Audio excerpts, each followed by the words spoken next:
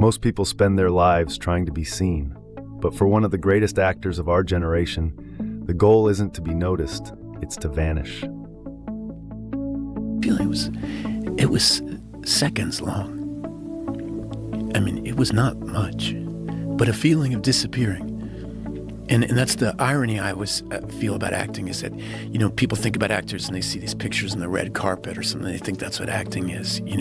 What it really is, it's a life that's completely antithetical to that of trying to disappear. It feels like this celebration.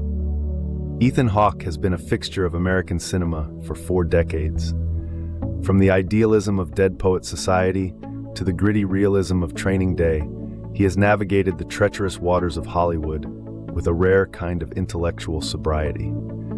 Today, we're looking at his conversation with Joe Rogan to uncover how he survived the poison of early fame and why he believes the beginner's mind is the only thing that keeps us alive. This is Synthesize, where we turn long podcast conversations into their most important ideas.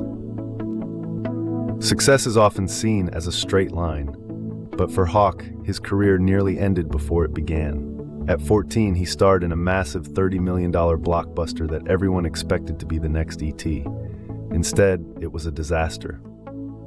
From the time we shot the movie to the time it came out, and nobody in the bathroom really recognized us.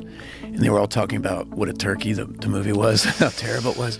And I remember just looking in the eyes and like, it wasn't the narrative we thought. We'd bought into the dream that, we were going to be whatever teen icon we were thinking of at the time. And it died a quick and salty death, my dream. And I went back to high school and put away my dream of being an actor. It seemed like it was this isolated, almost like... Failure at 14 wasn't a setback, it was a vaccine. By experiencing a public death of his ego so early, Hawke became immune to the hype that destroys most child stars. He learned that the result of your work is a ghost. The only thing real is the process itself. We often wonder why child stars struggle to find balance in adulthood. Hawke uses a visceral metaphor to explain why early fame isn't just difficult, it's structurally damaging. I liken to is like concrete. When you make concrete, there's a bunch of very specific ingredients. You put them with very specific mixture. Like you have to have this amount of water, that amount of sand, this amount of rocks, all this. If it's off, it's never fixed. You can't add water after it's cured. It's done. It's fucked forever. This is bad concrete now. And this is what happens to a lot of young. In a world governed by logic and schedules, Hawke argues for the return of something quieter, the gentle voice of intuition. He views his career not as a series of calculated moves, but as a path guided by a guardian angel. About knowing yourself, the value in taking time to be still with yourself and listen to yourself. That there's an expression, the voice of our spirit is extremely gentle, and it's difficult to hear it. It's quiet. Yeah. But if you can hear it, that thing, intuition, that thing, the path, idea of a guardian angel, whatever, you can see what's happening around you if you're in touch with yourself. And if you're not in touch with yourself...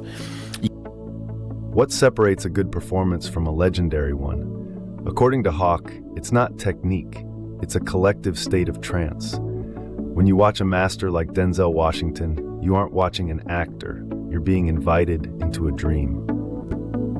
In your first sentence, which is hypnosis. I've spent my life studying what you just talked about. And when you're acting with Denzel Washington, the power and strength and completeness of his imagination is hypnotizing. And it's an invitation to join him. And a great film is a collective imaginative experience. When you watch The Godfather, you're not... Many of us are paralyzed by the fear of looking stupid.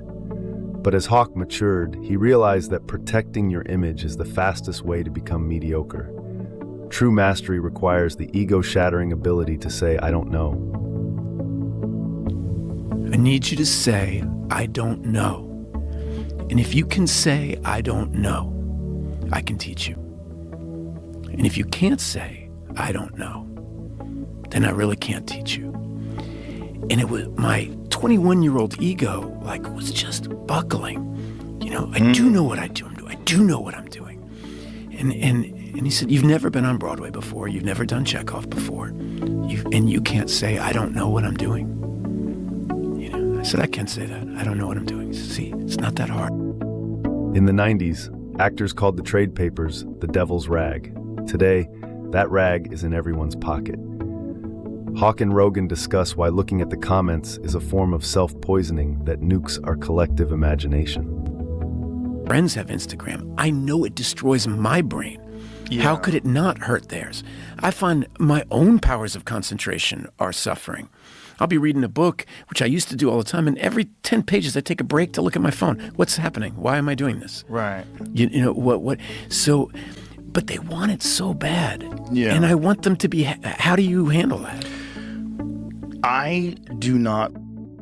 To close, Hawke shares a story from his time filming in Alaska at age 19. Isolated and alone, he was forced to look up. What he saw changed his relationship with importance forever. Like the cosmos was teasing you, going, oh, you think all this is real?